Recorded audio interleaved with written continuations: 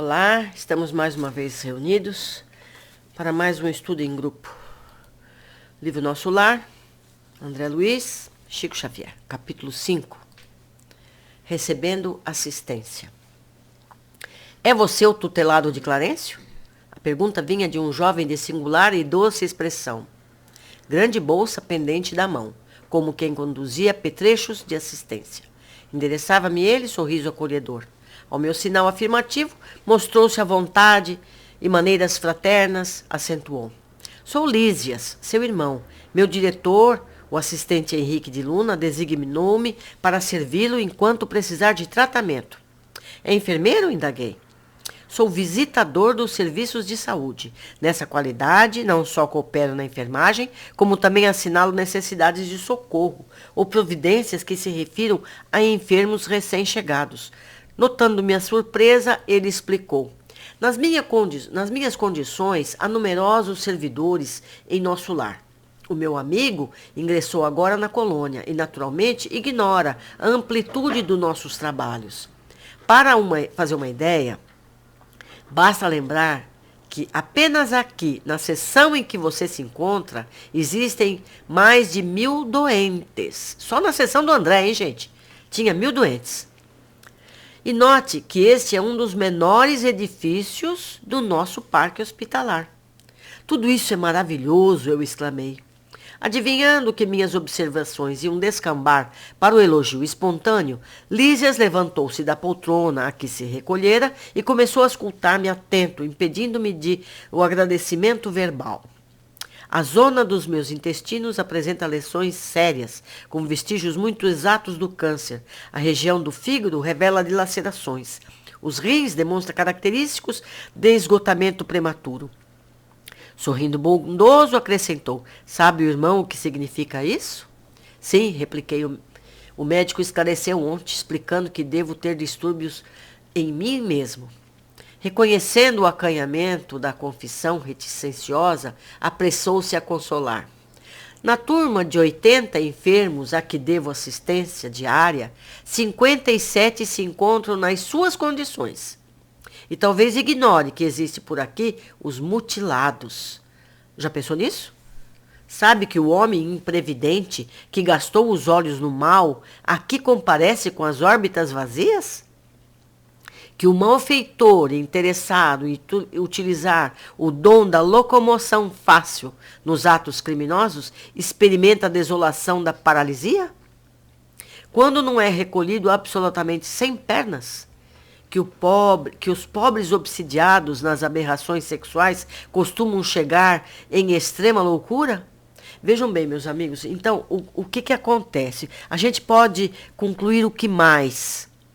Então, esses espíritos que chegam em nosso lar nessas condições, entre aspas, físicas, se elas não se curarem, se elas não procurarem melhorar a sua condição, elas vão reencarnar nessa situação. Então, isso faz com que a gente entenda certos fatos da vida diária que, para a maioria das pessoas, não tem resposta. Continuando, identificando minha perplexidade natural, prosseguiu. Nosso lar não é estância de espíritos propriamente vitoriosos, se conferirmos ao termo sua razoável acepção. Somos felizes porque temos trabalho, e a alegria habita cada recanto da colônia, porque o Senhor não nos retirou o pão abençoado do serviço. Aproveitando a pausa mais longa, exclamei sensibilizado. Continue, meu amigo, esclareça-me. Sinto-me aliviado e tranquilo. Não será esta região um departamento celestial dos eleitos? Lísia sorriu e explicou. Recordamos o antigo ensinamento que se refere a muitos chamados e poucos os escolhidos na terra. E vagueando o olhar no horizonte longínquo, como a fixar experiências de si mesmo, no painel das recordações mais íntimas, ele acentuou. As religiões do planeta convocam as criaturas ao banquete celestial. Em sã consciência, ninguém que se tenha aproximado um dia da noção de Deus pode alegar ignorância nesse particular.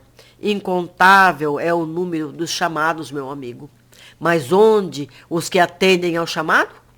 Com raras exceções, a massa humana prefere aceder a outro gênero de convite. Gasta-se a possibilidades nos desvios do bem. Agrava-se o capricho de cada um. Elimina-se o corpo físico a golpes de irreflexão.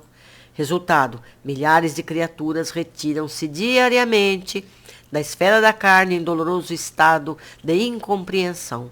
Multidões sem conta erram em todas as direções nos círculos imediatos à crosta planetária, constituída de loucos, doentes e ignorantes. Notando-me a admiração, interrogou: acreditaria, porventura, que a morte do corpo nos conduziria a planos de milagres? Somos compelidos a trabalho áspero, a serviço pesado. E não basta isso. Se temos débitos no planeta, por mais alto que ascendamos, é imprescindível voltar para retificar, lavando o rosto no suor do mundo, desatando algemas de ódio e substituindo por laços sagrados do amor. Gente, é tão importante esse parágrafo, tão importante. Nós vamos falar dele depois no fim.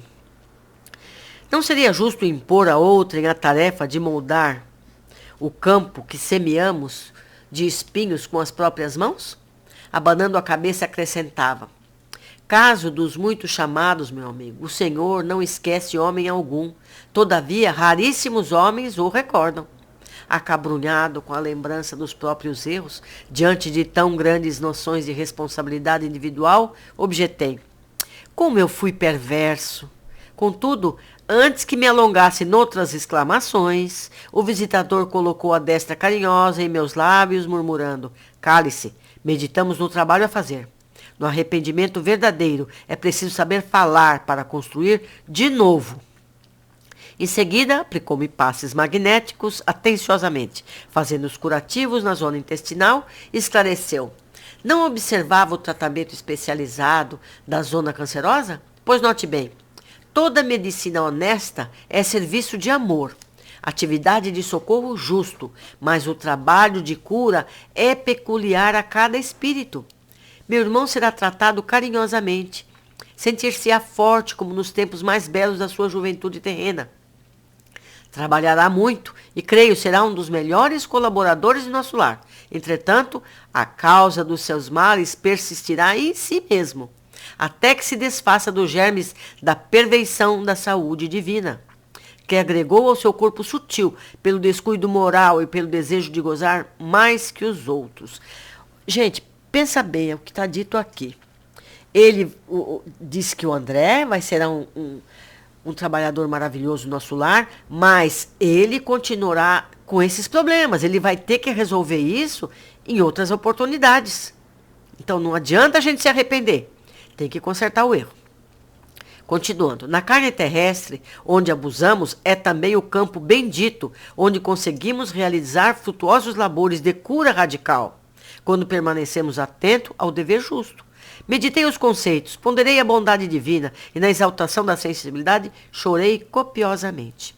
Lísias, contudo, terminou o tratamento do dia com serenidade e falou: quando as lágrimas não se originam da revolta, sempre constituem remédio depurador. Chore, meu amigo, desabafe o coração e abençoemos aquelas beneméritas organizações microscópicas que são as células da carne na terra.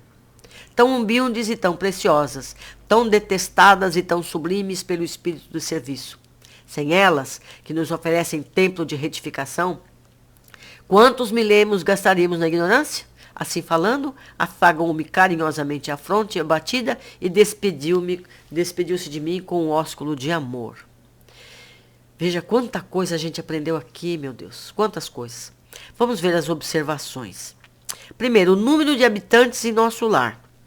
Segundo André Luiz, aproximadamente por volta de 1950, o nosso lar contaria com uma média de 1 milhão de habitantes espirituais, divididos em várias tarefas dentro e fora da colônia, designada pela governadoria em seus 6 ministérios, a saber, regeneração, auxílio, esclarecimento, união divina, comunicação e elevação. Dividida em setores de trabalho, lazer e residenciais, como qualquer cidade na Terra. Nosso lar apresenta em sua planta um formato semelhante a uma grande estrela de 6 pontas, ficando a governadoria ao centro de cada ramificação lateral, a área destinada a cada um dos ministérios. Contaria ainda com postos de socorro espiritual espalhados por vários pontos das regiões do Brasil. Percebe? O nosso lar, ele tem postos avançados, que não estão necessariamente em nosso lar. A cidade fica localizada em algum ponto na ionosfera terrestre, para onde são levados os espíritos socorridos, vindos de várias partes do umbral e da crosta terrestre. E conta com vasta rede viária, meios de transporte, arborização, praças, teatros, hospitais, escolas e tudo mais. Isso tudo é muito interessante e a gente pode encontrar descrições semelhantes de outras colônias, muito parecido com tudo isso que a gente está vendo descrito aqui no livro do André Luiz. Segunda referência interessante são os mutilados. Aqui me faz lembrar a passagem do Evangelho de Mateus. Se o teu olho te escandalizar, arranca-o, atira-o para longe de ti, pois é melhor que se perca um dos teus membros do que seja o teu corpo perdido. Mateus 5:29. Somos nós, com o nosso mau uso da nossa roupa física, maltratamos nosso corpo físico com más atitudes, já que mesmo em nossa vida atual percebemos isso diariamente. Quando abusamos da alimentação, logo sentimos mal-estares.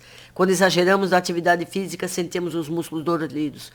Portanto, nada mais evidente que ter problemas no nosso corpo perispiritual. Se usamos mal o que temos como ferramenta de crescimento aqui na Terra, tudo é consequência. Se a gente lembrar o que leu lá em cima, esses males, eles ficam marcados no perispírito. Se a pessoa não teve a felicidade de ser tratado numa colônia, ou se ela se recusou a tal tratamento, ou se ela não melhorou pessoalmente, ela vai voltar a encarnar com problemas físicos. Então a gente pergunta assim, que mal eu fiz a Deus? A Deus não fez mal nenhum. A gente fez mal a nós mesmos e não fizemos por onde merecer um corpo melhor. Então tudo aquilo que a gente tem é provocado por nós mesmos. Então, quando vem um padecimento físico, a gente tem que entender isso e colaborar com a cura, porque essa cura é do perispírito e não do corpo físico. Então, a gente sempre se cura. É preciso que a gente colabore e não lamente tanto, porque a nossa lamentação vai só agravar o problema. O que diz Kardec na questão 335? Cabe ao espírito a escolha do corpo em que encarne ou somente ao gênero de vida que lhe sirva de prova? A resposta: pode também escolher o corpo, porquanto as imperfeições que se apresente ainda serão, para o espírito, provas que o auxiliarão no progresso, se vencer os obstáculos que lhe oponha. 3. Religiões da Terra.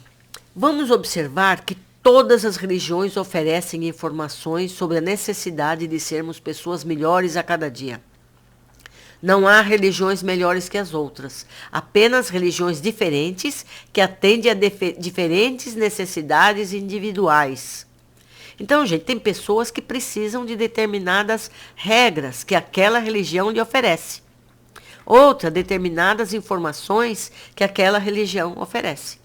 Entendeu? A nossa doutrina, ela oferece esclarecimentos que a maioria das doutrinas não oferece. A gente tem que agradecer por esse conhecimento, porque graças ao conhecimento que a nossa doutrina nos dá, a gente entende por que sofre determinadas coisas, por que a necessidade da gente melhorar. Quarta observação, voltar à Terra. Aqui ele nos esclarece que por mais alto que se chegue na evolução espiritual, nós temos que voltar e acertar mesmo as pequenas falhas que deixamos para trás. Quer dizer, não adianta só se arrepender. Tem que se arrepender e consertar o erro que fez. Vemos seguidamente que apesar de conhecermos pessoas de grande bondade, elas não estão livres de dificuldades. Todos aqui temos muita coisa a aprender e corrigir o que fizemos nas oportunidades anteriores. Então devemos estar mais atentos ao que nos acontece diariamente e encarar as dificuldades como oportunidades para acertar. Acertar mais e errar menos. Algumas pessoas perguntam, mas não podemos ter esse aprendizado no mundo espiritual? Sim, Aprendemos sempre, em qualquer lugar, mas aqui nós esquecemos o passado e faremos o que o nosso entendimento atual nos indicar. É como a prova na escola, que fazemos sem poder olhar os livros. Temos que saber naturalmente. Aqui é a prova que nos habilita ao crescimento. Por isso vivemos em um mundo de provas e expiações. Somos testados em nossa verdadeira condição e aproveitamos para acertar os erros passados. Novamente comparamos com a escola. Temos as revisões de matéria e as provas de aferição de aprendizado. Aqui é a mesma coisa, a gente nasce para fazer isso. 5. As lágrimas. Sim, todos podemos chorar, mas é importante que essas lágrimas não sejam de revolta, pois agravaria a nossa situação. Eu amplio esse comentário quando a gente chora por alguém que a gente perdeu. É muito importante que tipo de lágrima a gente verte. A gente não pode ter lágrimas de sofrimento. Você pode ter saudade, mas você não pode sofrer. Porque tudo aquilo que a gente pensa, a gente já aprendeu isso, ele chega àquela pessoa que a gente dirige. Então, se a gente tiver com dor, se a gente tiver revoltado com essa perda, esse nosso querido vai sentir tudo isso. E não é justo, não é verdade? 6. Fixação na culpa ou problema. Notamos que quando André ia retomar as lamúrias, Lísia se apressou a interromper e mudar de assunto. Assim como no dia anterior, mandou que ele pusesse água na boca para parar de repetir a situação. Precisamos evitar ficar remoendo situações já acontecidas. Isso não resolve e ainda reforça o problema. Só há 2 momentos que nada podemos fazer, o ontem e o amanhã. Lamentações nos fazem agravar os sentimentos e nos abate, tirando as energias que podem ser canalizadas para soluções, que são atitudes no agora. É isso, meus queridos. Em breve, um novo capítulo. Até mais.